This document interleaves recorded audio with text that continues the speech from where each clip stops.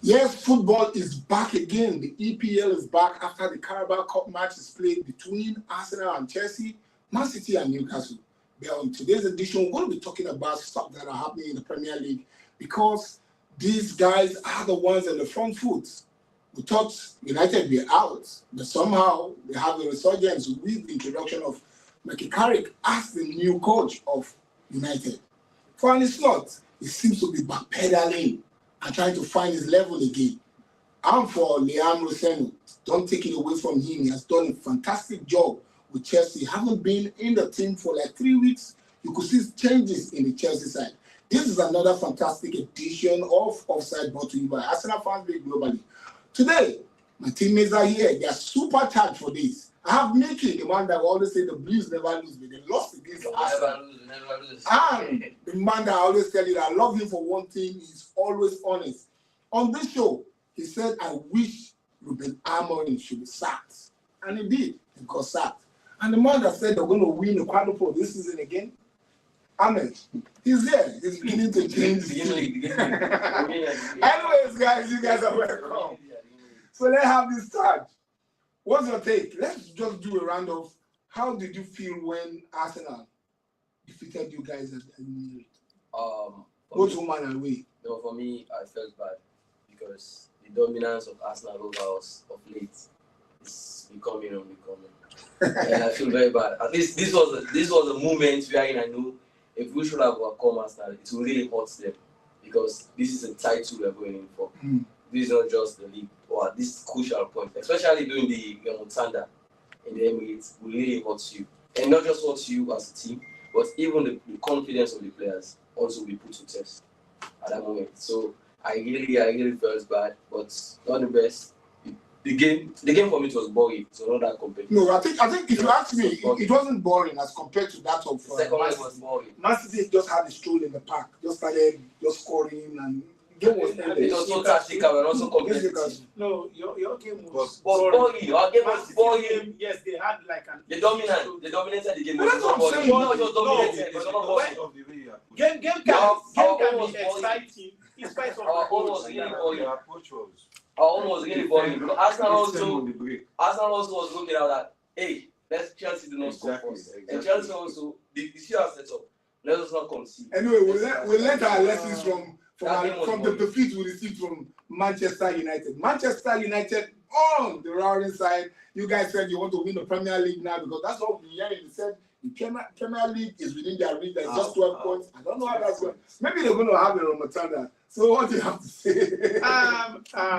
I can say if only the Premier League was, let's say, we are trailing by 6 points.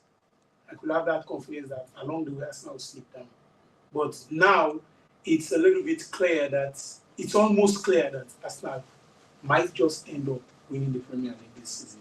Anyway, I don't know how it's going to be for them because they always fumble at the end of the day when there is. No, I'm saying because the thing is, I've seen you guys over the years that have been watching football. You guys have lost Premier League on the last day, 12 points, 11 points, or 10 points. You have done it like countless number of times. So it won't be the first time something like that's happened. With all that being said, you're still on a better footing because the only thing that I know that can stop you, they are even struggling for consistency in their performance. That's Man City. So I don't have much to say. I'm just happy because things turn around for us well, or things are turning around for us well at this time. Okay. I hope we'll continue on that footing and then we'll play in Europe next season. Long may it continue. Let's see how it goes because I don't know. You guys perform creatively well against bigger teams. But when it comes to definitely they can do that. We saw them against Fulham. They almost capitulated, but thank God for that Sesko. It's not about tango. There's one thing I can say: the difference between us playing a bigger team and then a smaller team that I've noticed over the past few games that we have been playing. With bigger teams, we are very much clinical. Like we take our chances because we know we are playing against a bigger side. You don't have many of those chances coming in. But with smaller teams, if you take a look at most of the games that we have drawn, you will notice like some of those games we will have like a couple of chances, 10, 15 chances. we'll just score like one and then be relaxing, and then at the end of the day, you see this smaller team just come and then get the equalizer, and that's it. Okay, now let's come to the man. Because you're always confident. You know, last season when he came and he told us they're going to win the Premier League without it anymore. But somehow it happened. This season he came out again and said they're going to win the Quadruple with Isaac Kitike. I don't know that we smile. But somehow it's not working for you guys. What is the challenge with your team? Well, at some point I was confident, but not anymore. Remember the last time I told you that this season is going to be very, very difficult for us because Arne Slot has decided to build his own team.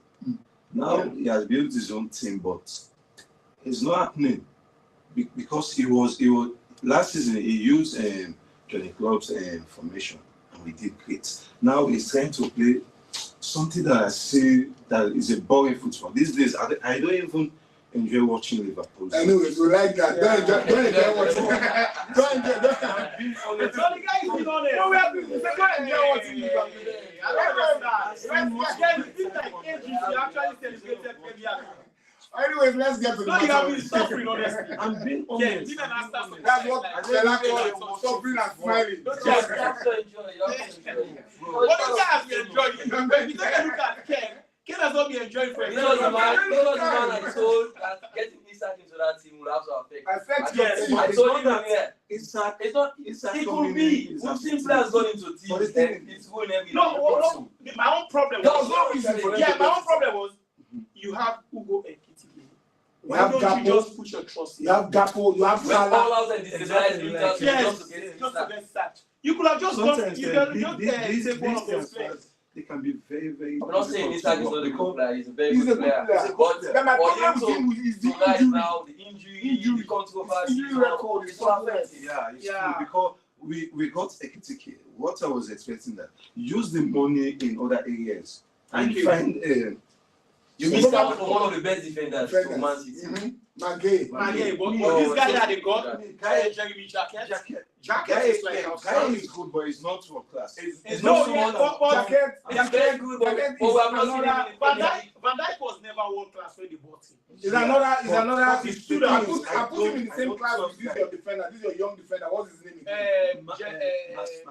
No, young defender, the French defender too. Euro.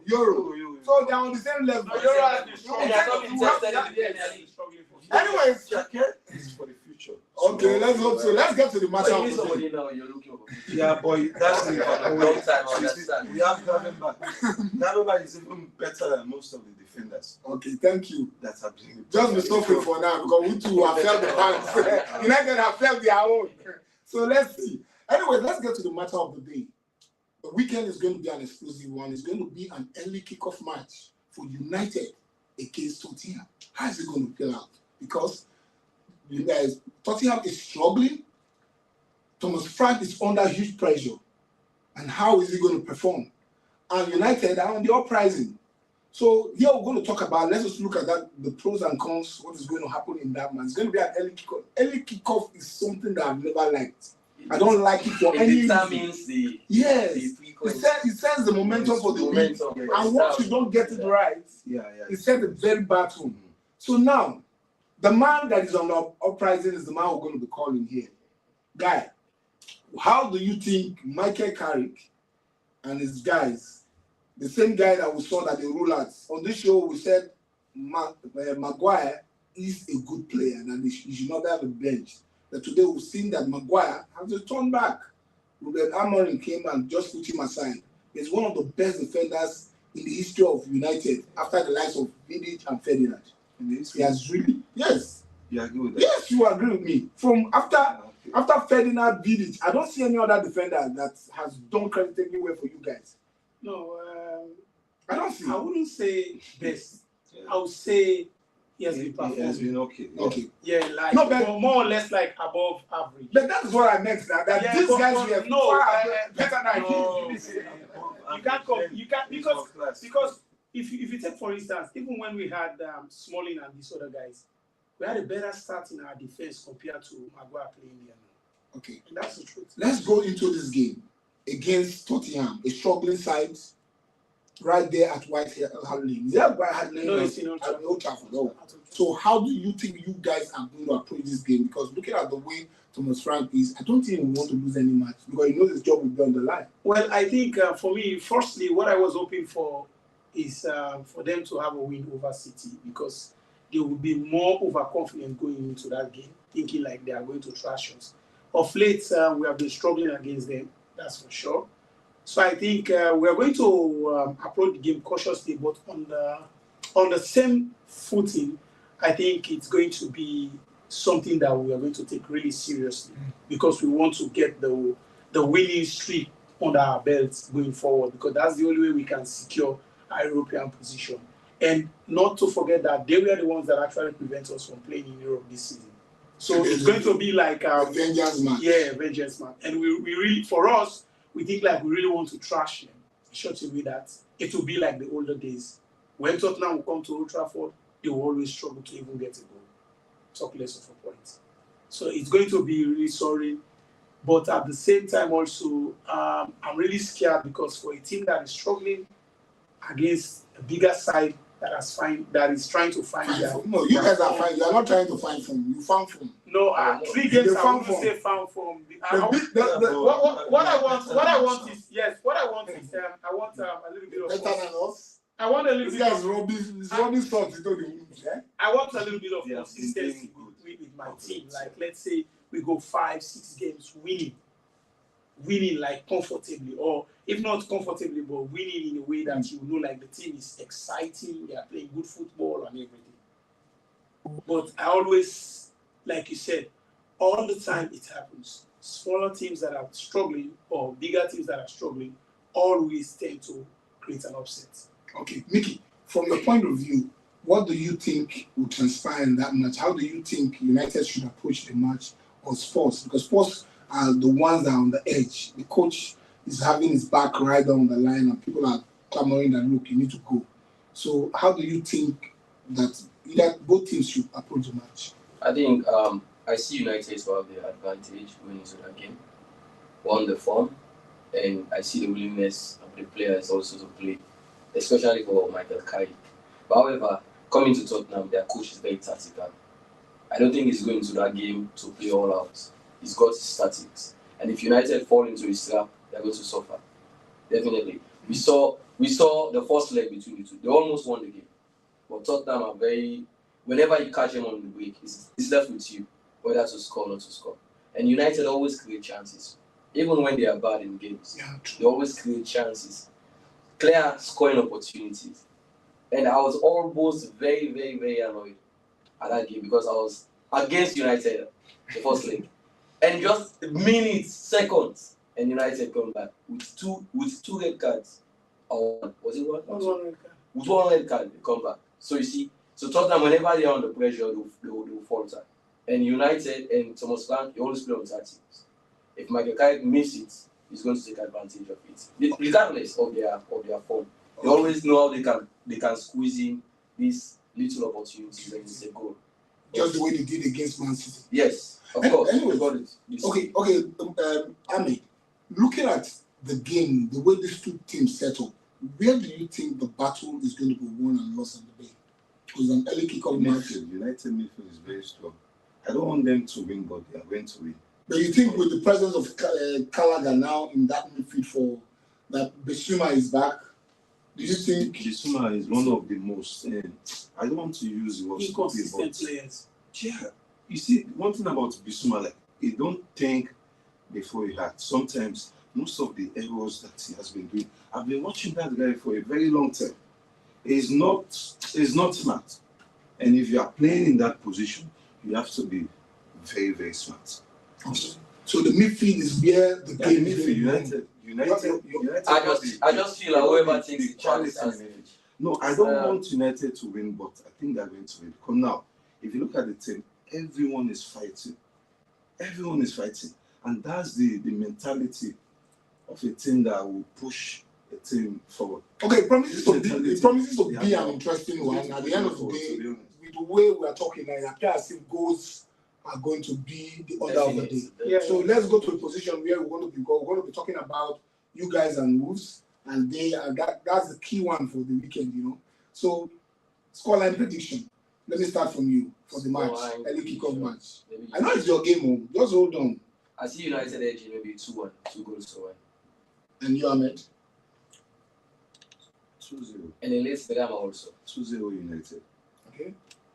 So, I think it's going to be, in spite of all the uncertainties, it's going to be a dominant match for us. We're going to win by 3 goals.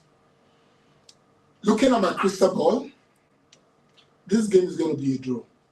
There are going to be goals. It's going to be a draw. United fumbled against tiny teams. That's my problem. They are a very good side. Don't take it away. They almost did it against Fulham. Look at the goals Fulham scored. Even that first goal that Fulham scored was a goal.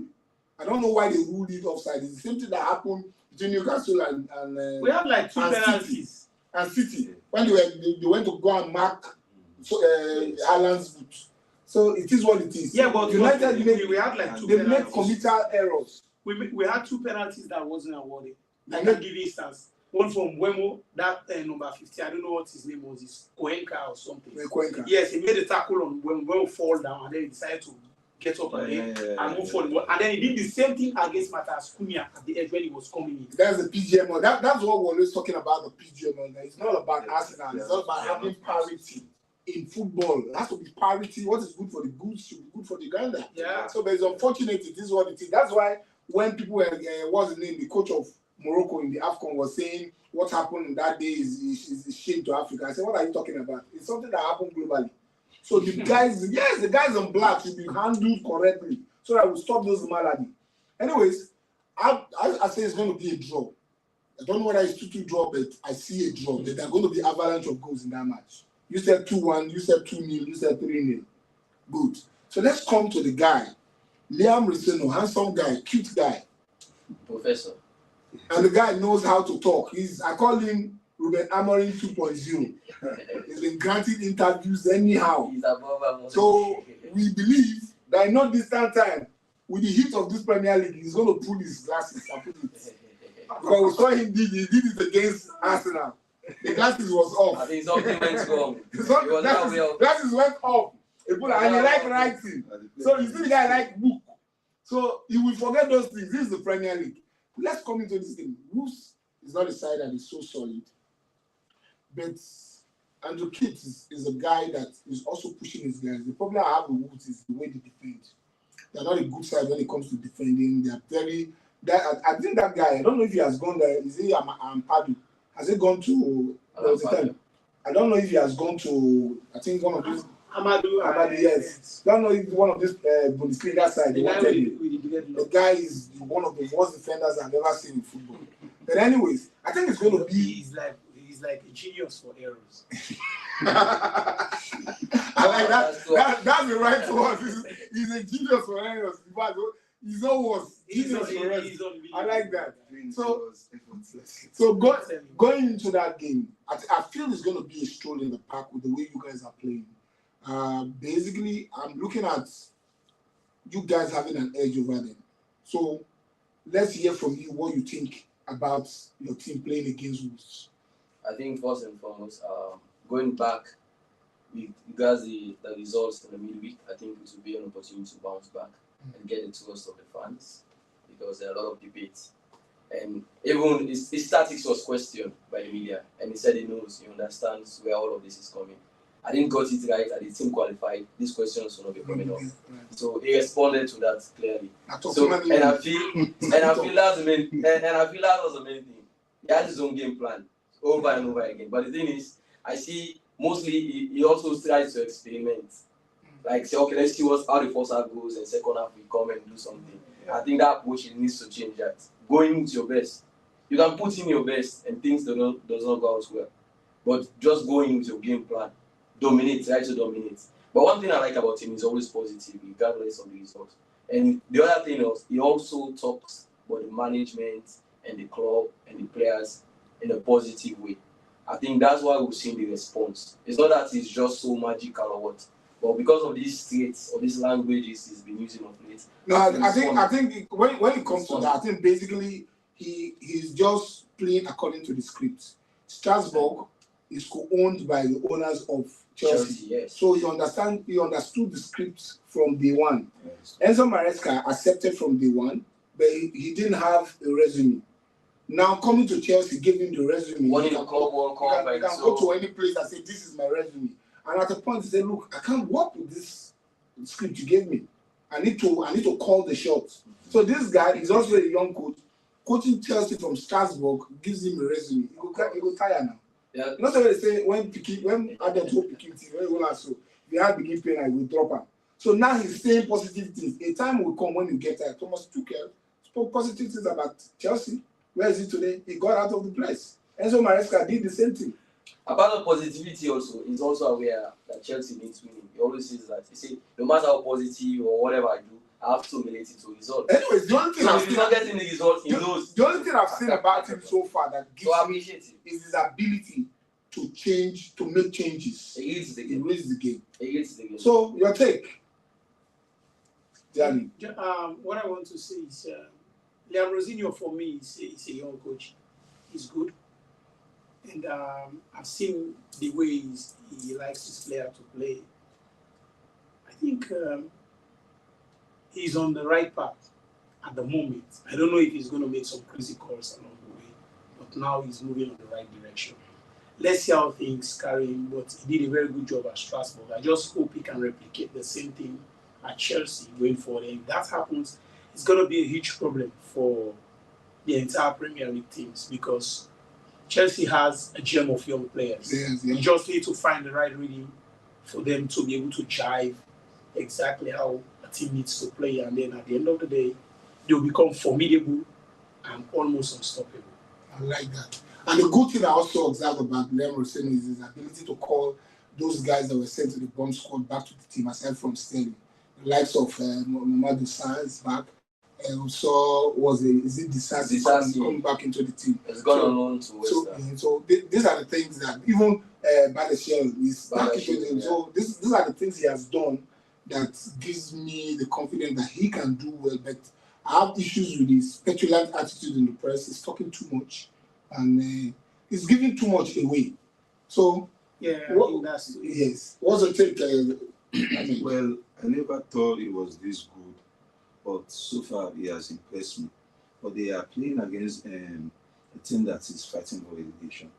And for no reason, I'm just too scared to play against these relegation fighting teams because it's at the point now that they are fighting for everything. Like, they want to survive. Throwing everything into the kitchen. Yeah, exactly. So now they don't care if they lose by whatever margin. They just want to go out there and fight. So you see, let's see what's going to happen. It's going to be difficult for Woods, for them to have sold the only guy that happened to be that point man that is fighting for them. They replaced him with an Ivorian guy that was playing for Aston Villa. His name is Jusad or whatever, I don't know his name. But the point you're making, I think you're making a very sensitive point here because Amazino is playing attacking football, but he's also conceding goals.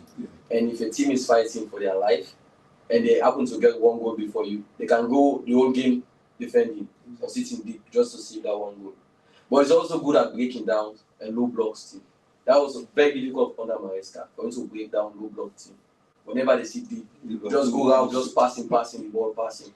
But now, we've seen that many a times. But you couldn't break down Arsenal. Low block teams, you break down. So, low block. No, we play low block. We play low block. We play low block.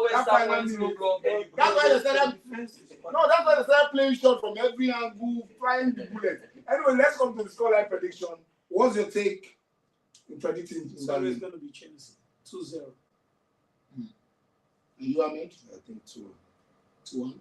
Regardless of the scoreline, I know. 2-1 Chelsea. I know it's very difficult to keep clean sheets, even though Sanchez is doing his best. Yeah. Maybe I can give you some 3 goals to 1. Okay, I agree with you. On this, I agree with you.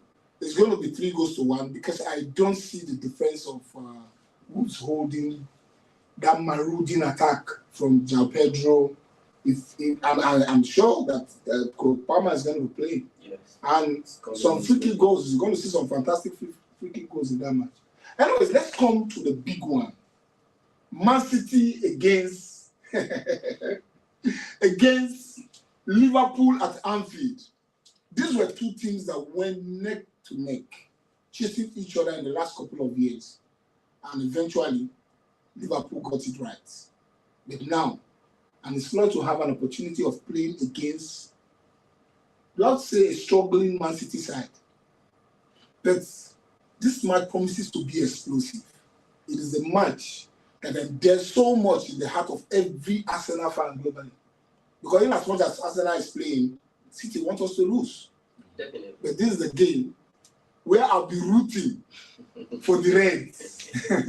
So let's take it from you. Where do you think the game is going to be won and lost at Anfield between these two sides? I feel if it's just on goal scoring. It's about you punching in the goals. That's where the game is going to be win or won. And I see Liverpool having that edge with the form of their striker. And Liverpool are very good at creating chances. And their transition is very fast. City, when they attack, they give almost all the defenders are up high line. And with the coming in of Origi, I think Origi is one of the faults of Man City so far. It's been very poor. I don't know, maybe it's because of the experience or so. Pep is still trying to force him to see how he adapts, but it's been very poor. What there has been his interpretation of the game is really poor. I don't know, maybe it's rather than improving himself, he's calling on the referees. He forgot when they were benefiting from referees. He's missing on tackles, he's missing on leading the game, mostly. So I think if you can take Rodri off and be maybe how do you call Kovacic or so, maybe you can strengthen that. And I think Kovacic is injured. That midfield is injured. Maybe Nico. Because it's really Nico Gonzalez. Yeah. I think they brought him in against Newcastle. Yes. At the end of the day, whoever takes the chance happens to win. I don't see that game going goalless. So what do you think the scoreline prediction will be? Well, the scoreline will be maybe 2-2. I see like you do. Yeah, let it go. Okay. 2-2 or 1-1. But it's going Danny, to be over to you. I think the game is going to play in the defense line. No matter what happens, no matter how City are in bad performance, they will always manage to control the game. But when you take a look at Liverpool attack and City's defense, they have been very poor in their defense line. Look at how Tottenham break them down easily. Kozanov is not a player that can hold that Ekitike. That is a wrestler. So I think I'm scared for City. I'm scared because I'm afraid that Liverpool might humiliate because their defense is very poor. The scoreline prediction. It's going to be 3-0. Okay, you're going towards my direction. And let's come to the man that believes in our slot. The slot ball. The slot ball man. There's not believe in slots. I no longer believe in that. The slot ball is not working again. No, the slot ball has to work this weekend. I have so many Liverpool fans that who have been voting for City, but like in as much as I don't want Arsenal to win the league, but I love my team. I want to win every match. So you see, I've been voting. I'm going don't to. worry, I'm not going to wish you back. No. I'm going to be voting for my team. Okay. Yeah, and the game is going to be won in the attack because City have been poor defensively. So and our attack is firing right now, so easy. So we are going to win 2-1. Okay. I'm going to 2-1. Yeah, because even Liverpool also our defense has not been that great. So Alan is off form, so let's see. The only threat here now is going to be Semenyo and Chucky. Chucky is one of the most gifted players in the Premier League. I don't even know if he's a left footer or a right footer. That guy is very good. So I'm going 2-1 Liverpool. Okay, looking at the way the two teams set up, looking at Liverpool's defense and Man City's defense, Liverpool's defense is far better than Man City's defense. And Konate, returning back from his father's burial, seems to be, back. Yeah, you could see him like a born player with a new haircut. I think the father's spirit is giving some level of energy. And when it has to do with Van Dijk marking Haaland, that will not be an issue. Yeah, exactly. And I believe that this game, City are going to be trounced 3-1. Let me give you a moment of me. If Haaland scores in this game, Liverpool is going to lose. Okay. Take that. Remember, you heard it from offside from Mickey. Anyways, we're coming to the one that concerns me. This is a team formed in 1893, a team that have been resolute since the season started. They've not lost at home. They've been holding on to bigger teams, and they're coming to the Emirates. In fact, they were the team that stopped our winning streak with that 2-2 draw at the Stadium of Light. Talking about Sunderland against Arsenal. It's a match that I see as a vengeance match that we're going to play with a lot of anger and animosity. We're going to treat them the way we treated Aston Villa. You should be careful. No, we're going to treat them. We know they have got one of the things I'm scared about them is their set pieces. What that kind of is going to throw with the hand is like he's playing corner kick. Those guys are good with set pieces and they are bullish. But coming to the Emirates, I believe that if you remember what transpired, that last minute equalizer pains those players and they're going to take it to the cleaners. I want to start with Ahmed. How do you think, looking at the two teams, how do you think it's going to pan out? Well, this is the time where Arsenal don't need to be making any mistakes. I think they are going to handle this match with care. Now they have known Sunderland to be a very, very stubborn team. It's not like before. Like when they just came, like they think, oh, it's just Sunderland. Let's just go and play and win. Now they know the kind of team they are playing. So I think Arsenal, they are going to take this match very, very serious because they don't want to keep making mistakes. They want to win this match so that they will just sit and relax and watch Liverpool and Man City match. How it's panned out. So I think Arsenal is going to win this match comfortably. Comfortably, by how many goals? 3-0. Okay. Mickey. I feel it's one that we cannot predict now. Finding out on the results for the first leg, I feel Sunderland, it was because it was in their home and they had the fans behind them. And Arsenal also, and Arsenal also fall into it because the pressure was coming back at them. But in the Emirates, where Arsenal will have their fans behind them and they know the importance of winning that game, I see Arsenal having the edge over. Another thing also for Sunderland is the ability to score goals, to punch in goals. They can create chances or so, but punching in goals, I don't see that. And Arsenal, all they need is just to punch in goals. Arsenal does not need to go and press all drugs in that game. But if they happen to open like a 50-50 chance that they did in the first leg, Arsenal, let's expect another draw from them. Because we saw that. The moment Sunderland picked up the game, took the midfield from you all just fell back, trying to defend and so the last minute. But Sunderland does not punch in goals, so they are scarce when it comes to goal. They can play well, pass the ball or what, but the goals. They are rooting for a draw. I see Arsenal having a goal winning on set pieces. I don't see you coming on to and breaking them, scoring goals, just set pieces. Okay. Yes. I think it's going to be a very entertaining match between Sunderland and Arsenal because of the history of Granit Xhaka and Arsenal, how he left the team and all that. So he has been a source of inspiration for Sunderland. He has been inspiring them, putting the parks together. It's like when they say a leader of a wolf pack, something like that. So, and Siddiqui is a very outstanding player. So if he's in that midfield that day, Isidore has been good, even though he's not been punching in goals. I'm seeing an all-way draw. A draw like 2-2. Okay. For me, this match is a match that we're going to take by the gauntlet. We're not going to let it sleep. Because just like if you go by what Mikel Arteta said after that loss against United, he said it was a strange and a tough one to take. And he asked the boys, how do you feel? And he told them how he felt. And they resolved that going forward in the next 4 months is going to be do or die. So this is an opportunity for them to go and show us that what they said is not just to just say it to pacify anybody, is to act it. So they walk the walk and walk the talk. This game is an emphatic 4-0. They will not escape it. 4-0.